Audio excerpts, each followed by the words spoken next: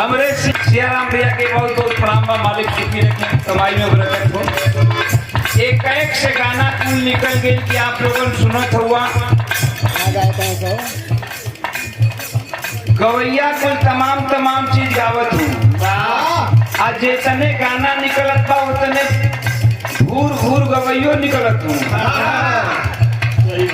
ओकरा में कोनो कमी नहीं है।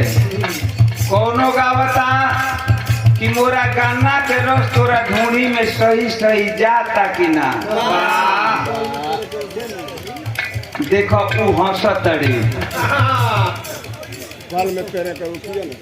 अब बतावा कल में फेरे के उखिए नहीं मिलत आए तो ढूंढिए हौदी हो गई। कौनो गवैया का बता कियो ही रे जगहिया दांते काट लिहलन राजा जी। कहे ना जिभिया ले चाट लिहलन राजा जी। चुप एकदम फुहरे बता है।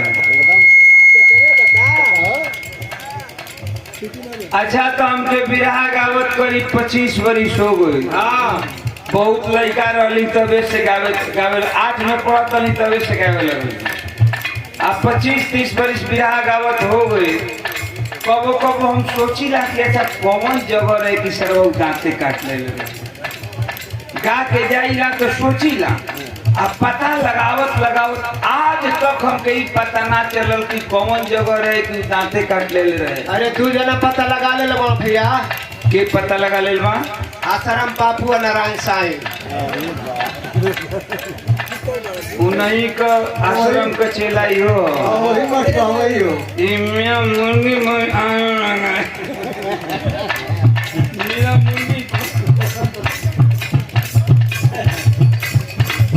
क्या करवा जगह का बात बा।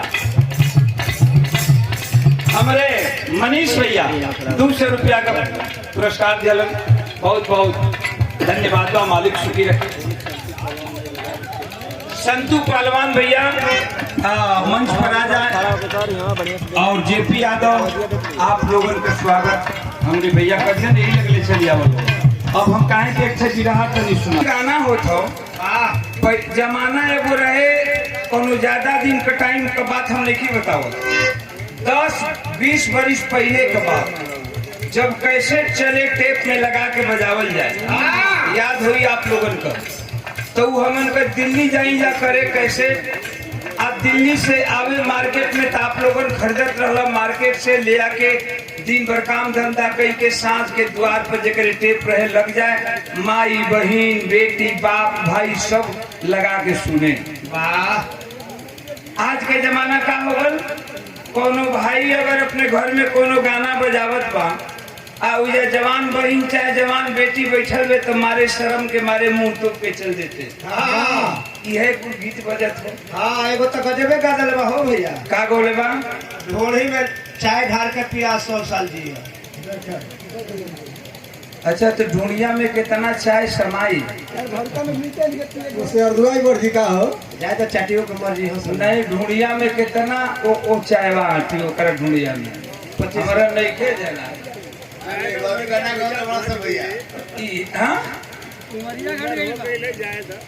ना हम ही बतावत हैं कि कुल गवैयन को मैंने का दशा बा। हम का बोले रहे अपने समय में ओकरी बच्चा रहे। टी सीरीज में जब हम पहुंचे ली तो हमारी उम्र ओकरी मुश्किल से 22-23 वर्ष का होती। अब ओकरी हम बोली जवन की हिंदुस्तान ना विदेश सुनल आज भी सुनेला। माई बहन बेटी बाप भाई जहाँ भी लोग एक सब सुनेला। अब ही हम 3-4 देश में गई रही 2-3 महीना पहले। यह गाना का फरमाइश होत रहा। यह गावे का लोग फरमाइश करें। मॉरिशस में ये फरमाइश कैलन गावे का हमसे गौले रही।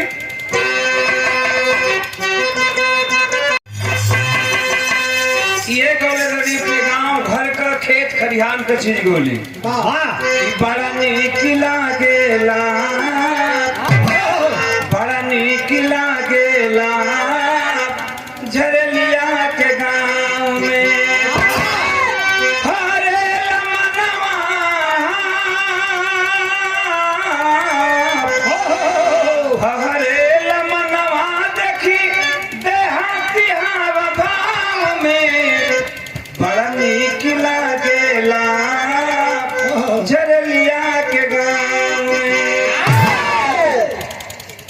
कोनो हमार कहे के इतने मतलब कि कोनो जरूरी नहीं खे कि छिनरी भौजी कजरवा टिकुलिया यह हिट करी, अच्छो चीज हिट करी।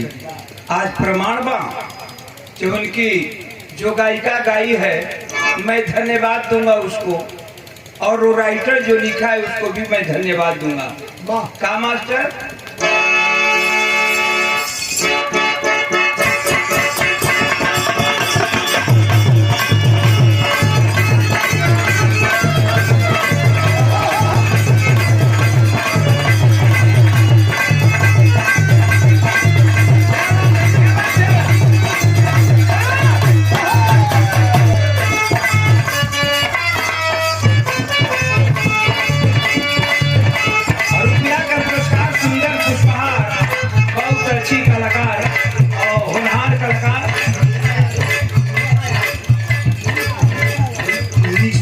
निशा यादव बच्ची की तरफ से, बच्ची को धन्यवाद है, मालिक सुखी रखे और गायकी में जा काम करे और मेहनत करा लो राव बतियाई ना तो भुरभुर ना कही।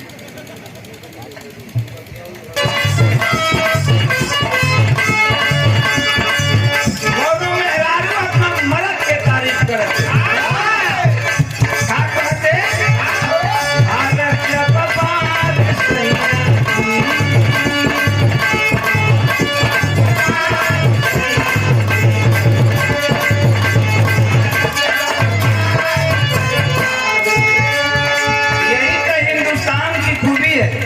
हिंदुस्तान की औरतें कहा करती हैं कि भला है बुरा है जैसा भी है, मेरा पति मेरा देवता है।